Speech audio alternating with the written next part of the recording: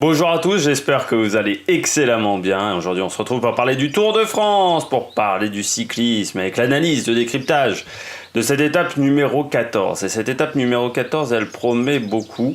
On va avoir une course animée, je pense, dans cette étape. L'étape qui sera la plus courte de ce Tour de France, 117 km 500 simplement. Alors c'est vrai que l'année dernière, l'étape la plus courte, elle faisait 66 km. On se souvient tous de cette étape dans les Pyrénées avec ce départ mode VTT cyclocross qui n'a rien donné. À part que Geraint Thomas avait pris plus d'avance, c'était pas passé grand chose. On se souvient tous également que Romain Bardet avait subi une grosse défaillance dans cette étape-là.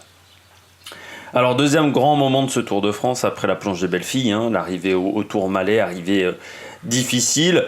Première arrivée à plus de 2000 mètres de ce Tour de France. Il y en aura quelques-unes encore sur ce Tour de France, puis surtout on aura d'autres passages au-dessus de 2000 mètres, c'est un tour qui va être important au niveau de l'altitude. Étape courte, mais pas si dense que ça. On a deux cols, un de première catégorie, un de quatrième catégorie, et une côte de quatrième catégorie en début de parcours. Mais il y a quand même pas mal de vallées, surtout entre le Soulor et le pied du Tourmalet.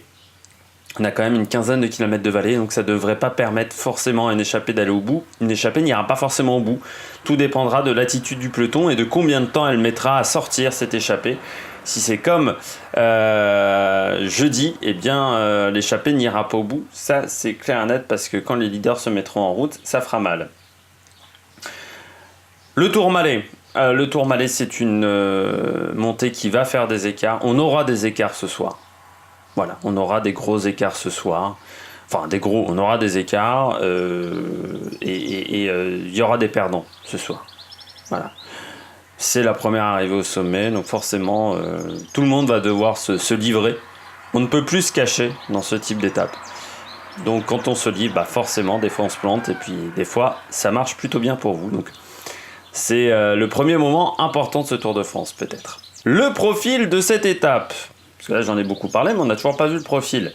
On part de Tarbes pour aller au Tourmalet. Souvenir Jacques Godet. 117 km 500. Donc étape très courte, étape qui partira tard, 13h30, mais qui devra arriver tôt. Parce que l'horaire le plus tardif, c'est 17h15. Donc normalement, et c'est un horaire à 32 de moyenne, je crois. Donc je pense qu'on arrivera avant 17h. Il faudra faire attention si vous avez prévu quelque chose dans cet après-midi. Alors on commencera avec la côte de quatrième catégorie, la côte de l'Abatmal. 1 km 4 à 6, 7 de moyenne, c'est pas très difficile. Ça nous permettra également de rentrer dans les Pyrénées-Atlantiques. Et puis on retournera dans les Hautes-Pyrénées. Au kilomètre 48 à Ferrières, c'est le pied du col du Soulor. 11 km 9 à 7-8 de moyenne. On arrivera jusqu'à 1474 mètres d'altitude, c'est quasiment du Pipitcha à côté du Tourmalet, on pourrait croire. Je rappelle que le col du Soulor, c'est des fois, il a été souvent franchi par le Tour de France. Souvent, ce n'était pas un col du Grand Prix de la Montagne. Pourquoi ? Parce qu'il y a l'Aubisque qui est à côté. Donc souvent, c'était l'Aubisque où on prenait les points.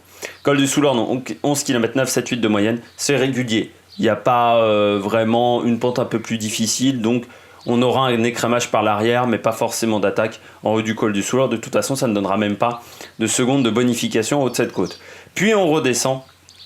Faire attention, descente technique sur la première partie de cette descente. Sur les 7-8 premiers kilomètres, c'est assez technique. Après, sur la fin, c'est plutôt des longs bouts droits. Donc ça ne devrait pas poser de problème dans la deuxième partie de course. Mais on pourrait vouloir allonger le peloton dans cette première partie de descente. Je vais y arriver. Ensuite, le sprint intermédiaire à Pierre-Philippe Nestalas. Bon, là, normalement, Sagan ne devrait pas être là, ni Michael Matthews. Et puis ensuite, on commence par des longs faux plats.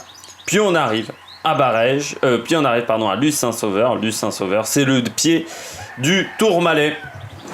On va voir en détail la montée du Tourmalet.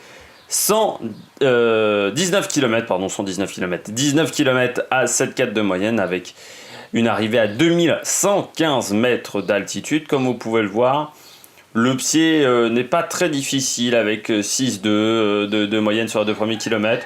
Ensuite, ça se durcit légèrement pour atteindre 8% entre le kilomètre 4 et le kilomètre 5 de cette montée. Entre le kilomètre 6 et le kilomètre 7, on passe à 8,6 de moyenne. Puis on a un premier replat, une nouvelle pente à 8,7, 7,6 où l'on commence à... Ça monte crescendo, le Tourmalet, comme vous pouvez le voir. Donc on reprend un petit peu, un nouveau, je dirais pas replat, mais un faux plat. Là, on passe de montée à faux plat. Là, on retrouve des pourcentages à 8, 7 de moyenne. C'est pas encore extrême. C'est surtout les 3 derniers kilomètres qui sont difficiles. Avec le kilomètre, entre le kilomètre 16 et le kilomètre 17, 10,9 de moyenne. Et puis le dernier kilomètre à 9,8 de moyenne. Donc on sait que c'est là où il faut partir. C'est dans les 400 derniers kilomètres, pas avant. Avant, ça sera un écrémage par l'arrière. C'est ensuite que ça va devenir difficile. Les scénarios de course, soit une échappée va au bout. Avec un vainqueur en solitaire, une grosse échappée, hein, parce que maintenant on le sait, une échappée de 20, de 25 coureurs, soit un gros leader, parce qu'on aura récupéré les échappées, qu'on n'a pas réussi à sortir dans ces 50 premiers kilomètres, qui auraient été faits à un rythme ultra rapide. Donc on peut avoir ces deux scénarios-là. Moi je privilégie le deuxième scénario. Donc pour mes favoris, moi je mets Thibaut Pinot, qui a la rage après son coup de bordure, donc a envie de reprendre du temps, Geraint Thomas ou Egan Bernal, enfin coureur d'Ineos, et puis Quintana. Ne jamais enterrer Quintana, surtout que cette année l'altitude va jouer en sa faveur. J'espère que vous avez aimé cette vidéo, n'hésitez pas à réagir dans les commentaires, n'hésitez surtout pas à vous abonner si vous avez aimé, puis à mettre un petit pouce bleu. Et puis nous, on se retrouve demain matin pour faire l'analyse de l'étape numéro 15, et puis on fera également le débrief de cette étape numéro 14 plus tard dans la journée, ou demain matin, tout dépend comment la DSL veut uploader les vidéos. Allez, ciao ciao sur la Miracle Production.